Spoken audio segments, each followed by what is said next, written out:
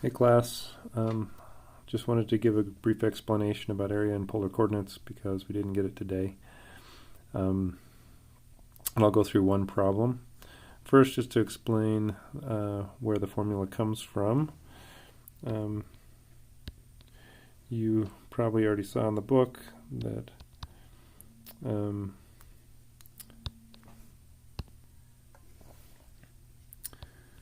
so we'll go from like theta 1 to theta 2 of r of theta squared over 2 d theta. So it seems like an odd formula. Yeah, it seems like an odd formula for area. You might think, why isn't it just r of theta d theta or something like that? The idea, if we have a polar curve, if we're sweeping out from a polar curve, maybe here's the center and here's our curve, we can approximate the area with circular segments.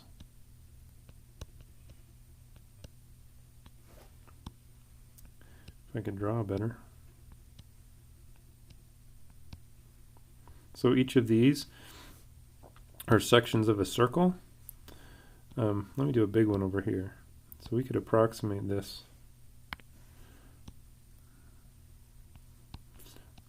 This part here with a circular segment. So they have about the same area, but all right, because you're getting not enough there, but too much here. Maybe they can cancel each other out.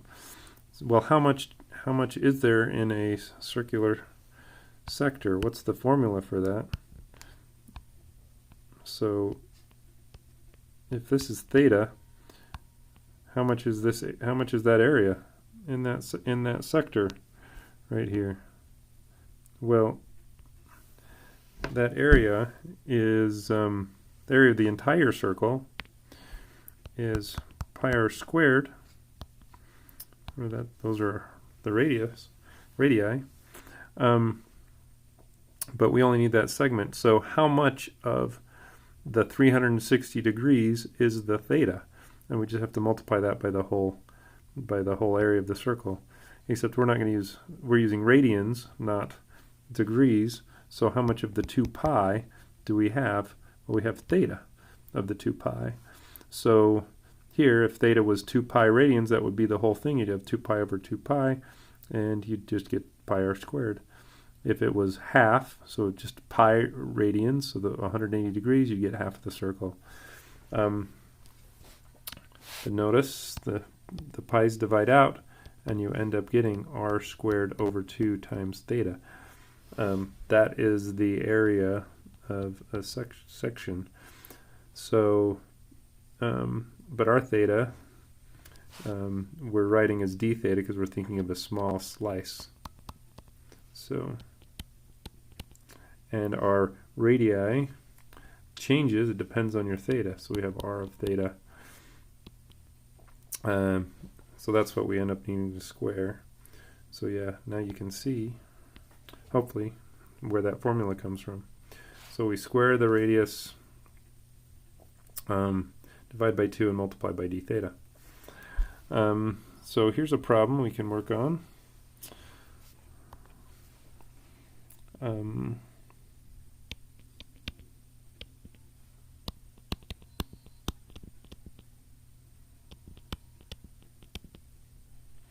So find the area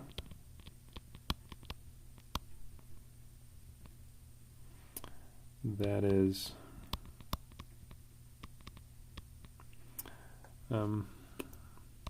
inside this one, but outside this one. So that's our problem. So first thing we're going to do is we're going to graph it, and then see if we can set up the integral. But why don't you see what you can do right now first, so you can pause the video, try it out, see how far you can get, and then you can turn the video back on. Oops, I made a mistake. This is supposed to be 1.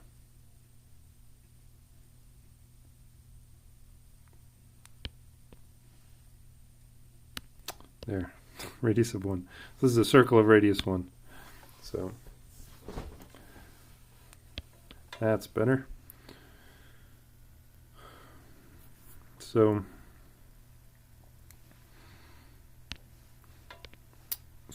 this is a circle of radius 1. We can draw that in here. Yeah, I apologize if you already stopped the video and did the circle with radius 2. Doesn't make a lot of sense. Because then there's no area that's inside the circle of radius 2 and outside that 2 cosine 2 theta. So this 2 cosine 2 theta at theta equals 0, we're at 2, and by the time we get to pi fourths, we have cosine of 2 pi fourths, which is cosine of pi halves, which is 0.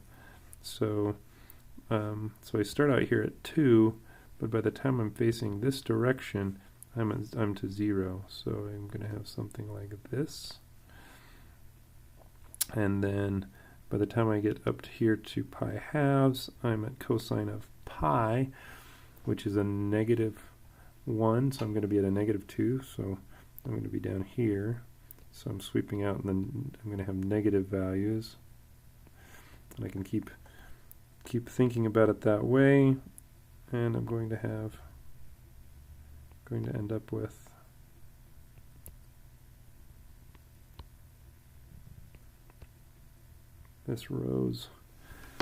this petal graph or rose graph.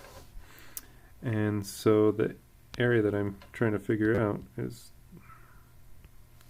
this stuff.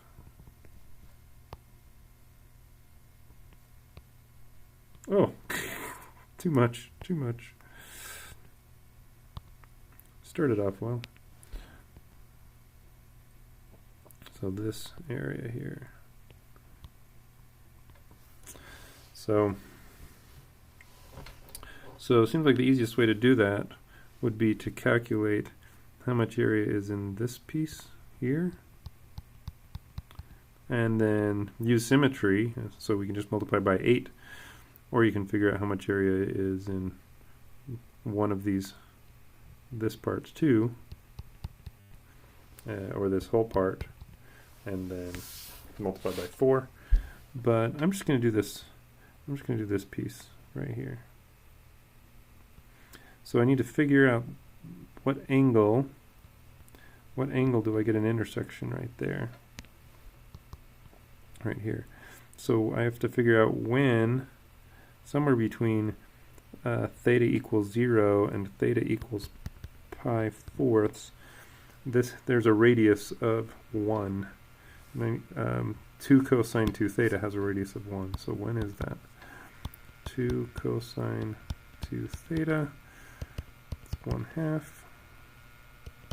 Cosine of 2 theta equals 1/2. When does cosine equal 1/2?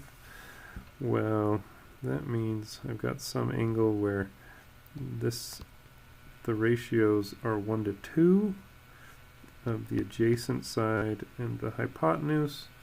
And so that means if this is 1 and 2, this is the square root of 3 from the Pythagorean theorem. And I recognize this is a 30, 60, 90 with this side is my 60. So it's going to be pi thirds. But that's cosine of pi thirds is 1/2. But that means 2 theta equals pi thirds.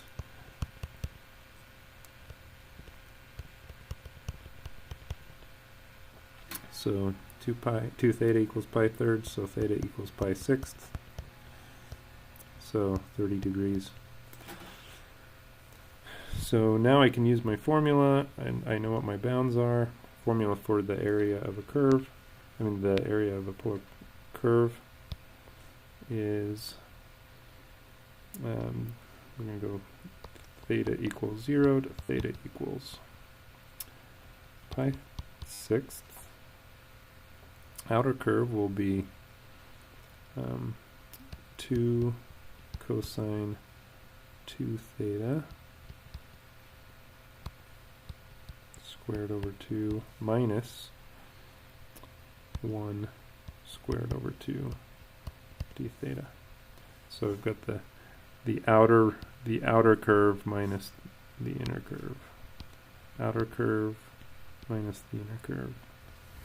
So this piece here, I could just use geometry to figure that out. You don't need calculus to figure out the area of this section of a circle. So you could just use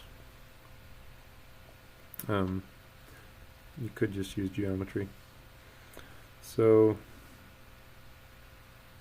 I'm going to pause the recording, and then I'm going to start working this out, so just so the recording isn't so long. And then I'll be right back. Okay, I'm back. So got the our integral here, trying to figure out what to do. So I split it up and took the right part over here. If you didn't use geometry, you can use integration. You just have to integrate 1/2, which is 1/2 theta from 0 to pi sixth. You end up with pi sixth over 2, which is pi halves. So that is this blue area that I've kind of represented in here. So it's not the whole blue area. There should be a line that comes out there. It doesn't quite capture all of that. It should be that section. So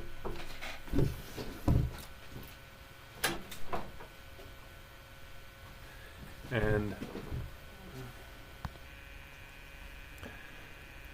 okay, sorry, I had to take a short break. Student showed up, and then I had to go home. So right now it's Thursday morning.